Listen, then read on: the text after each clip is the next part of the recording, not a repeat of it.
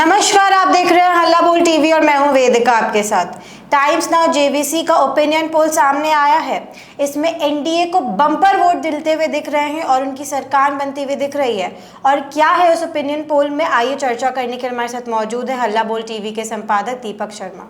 देखिए, times now JVC का opinion poll सामने आया है और यह ओपिनियन पोल बिहार में फिर से एनडीए की सरकार बनता दिखा रहा है और बम्पर वोट मिलता दिखा रहा है, बम्पर सीटें मिलती दिखा रही है। यह ओपिनियन पोल कह रहा है कि बिहार में एनडीए की सरकार बनेगी और एनडीए को 131 से 150 तक सीटें मिलेंगी, जबकि महागठबंधन महज 81 से 103 सीटों पर सिमट जाएगा। मतलब अगर टाइम्स नाउ जेवीसी पोल की माने तो एनडीए को कम से कम 131 सीटें और ज्यादा से ज्यादा 150 सीटें मिलेंगी, इसके बीच सीटें मिलेंगी। अगर 131 सीटें मिलेंगी तभी भी, कम से कम तो 131 सीटें मिलेंगी, तभी भी सरकार बनाने के लिए काफी है, पूर्ण बहुमत है। बिल्कुल। और अगर 150 सीटें मिलेंगी तो बम्पर है। 131 और 150 के बीच 140 के आसपास, 138 के आसपास मिलेगी तो भी सरकार बनेगी। बिल्कुल। महागठबंधन को 81 से 103 सीटें मिलते हुए दिखाया गया है। मतलब मिनिमम बताया गया है कि 80-81 के आसपास सीटें मिलेंगी और ज्यादा से ज्यादा 103 सीटें मिलेंगी। तो अगर मैक्सिमम भी सीटें मिलती हैं, उससे इस ओपिनियन पोल को अगर आधार बना लें, times now JVC opinion poll को, तो मैक्सिमम सीटें भी मिलती हैं तो 100 के आसपास, मतलब 103। तो 103 अगर सीटें मिलती हैं तो भी सरकार बनने से बहुत दूर आंकड़ा रहेगा। तो यह जो times now JVC opinion poll है, यह महागठबंधन की उम्मीदों पर पानी फेर रहा है। अब आते हैं प्रशांत किशोर की पार्टी जन स्वराज पर। तो यह ओपिनियन पोल प्रशांत किशोर की पार्टी जन स्वराज की उम्मीदों पर भी पानी फेर रहा है। यह कह रहा है कि प्रशांत किशोर की पार्टी जन स्वराज को 4 से 6 सीटें ही मिलेंगी, जबकि प्रशांत किशोर यह उम्मीद लगाए बैठे हैं कि उन्हें जनता पूर्ण बहुमत देगी और पूर्ण बहुमत की सरकार जन स्वराज की बनेगी चुनाव के बाद। तो इस ओपिनियन पोल की माने तो महागठबंधन और प्रशांत किशोर दोनों के लिए बड़ा झटका है। Times now JVC opinion poll जो आज आया है, इसके मुताबिक प्रशांत किशोर की पार्टी जन स्वराज को महज 4 से 6 सीटें मिलेंगी। अदर्स दूसरे अगर निर्दलीय या दूसरी पार्टियों की बात करें, जैसे बहुजन समाज पार्टी है, तेज प्रताप की जनशक्ति जनता दल है, बहुत सारे निर्दलीय हैं, AIMIM है, छोटी छोटी कई सारी पार्टियां हैं, उन सब को 5 से 6 सीटें इस ओपिनियन पोल में दी गई हैं, निर्दलीय और दूसरी छोटी छोटी पार्टियों को। मतलब यह हुआ है कि एनडीए 131 से 150 सीटें, महागठबंधन 81 से 103 सीटें, प्रशांत किशोर की पार्टी जन स्वराज 4 से 6 सीटें और अदर्स यानी दूसरी पार्टियां और निर्दलीय 5 से 6 सीटें।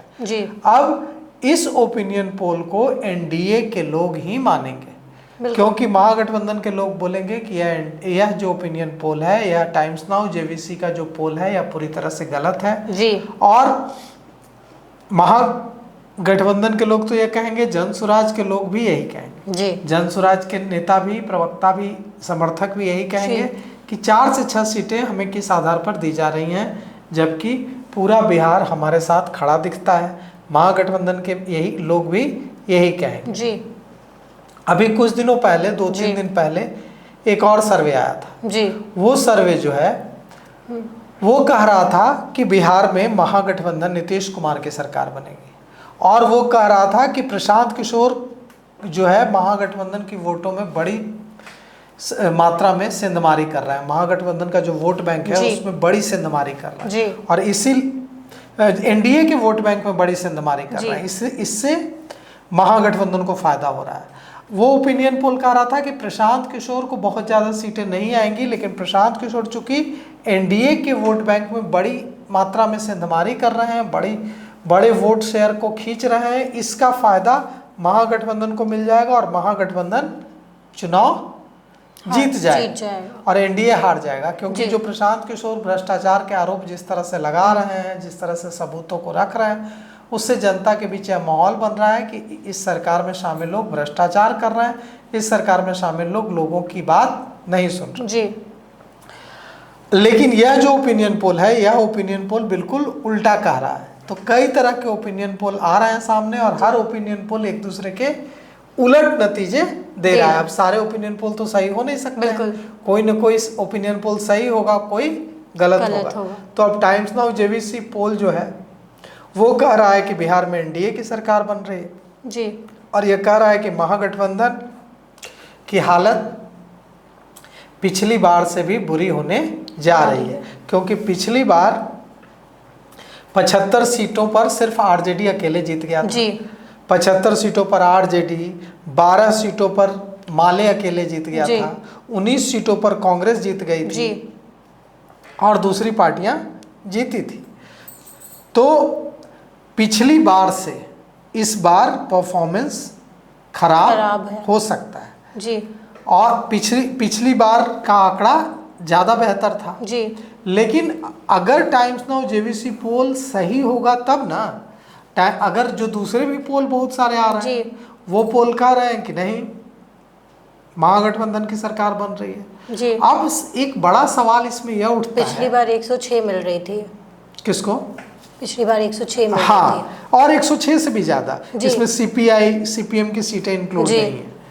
सीपीआई सीपीएम की सीटें इंक्लूड नहीं है इसमें। ये 75 तो हो गई, आरजेडी की सीटें 12 हो गई, माले की सीटें 19 हो गई, कांग्रेस की सीटें इसमें, और सीपीआई भी की सीटें भी इंक्लूड होंगी, सीपीएम की भी सीटें इंक्लूड होंगी। तो कुल मिलाकर यह है कि इस बार क्या पुराना जो स्कोर है महागठबंधन का उससे भी नीचे चला जाएगा या अपना स्कोर बढ़ाएगा। अब यहाँ जन सुराज का कहना यह है कि देखिए जो स्थापित पार्टियां होती हैं उनके जो वोटर्स होते हैं, उनके जो समर्थक होते हैं वो ज़्यादा एग्रेसिव होकर ऐसे ओपिनियन पोल में सामने आते हैं, और हमारे जो समर्थक हैं वो उतना एग्रेसिव होकर सामने नहीं आते हैं, वे चुप रहते हैं।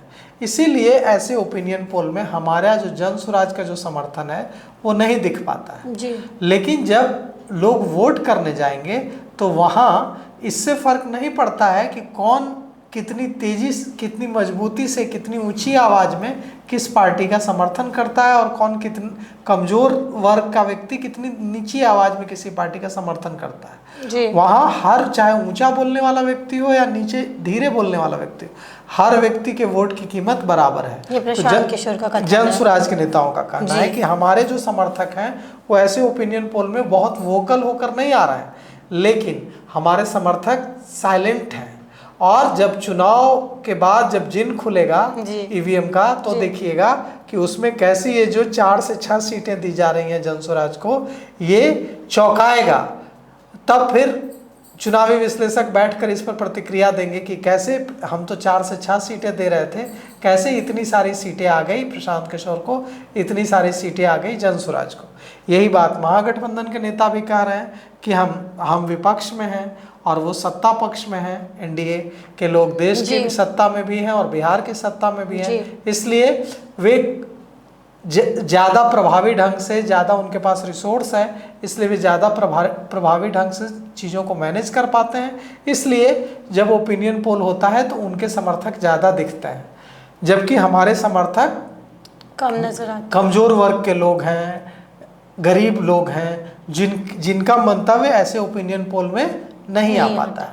अब यही नियम है, आज से नहीं हो रहा है, दशकों से, जब से ओपिनियन पोल भारत में आना शुरू हुआ है तब से हो रहा है कि जिसके पक्ष में ओपिनियन पोल आता है वो इसको सहर्ष स्वीकार करता है, जिसके खिलाफ ओपिनियन पोल आता है वो इसको फालतू बताता है, बेकार बताता है, कहता है कि डस्टबिन में डाल देना चाहिए ऐसे ओपिनियन पोल को।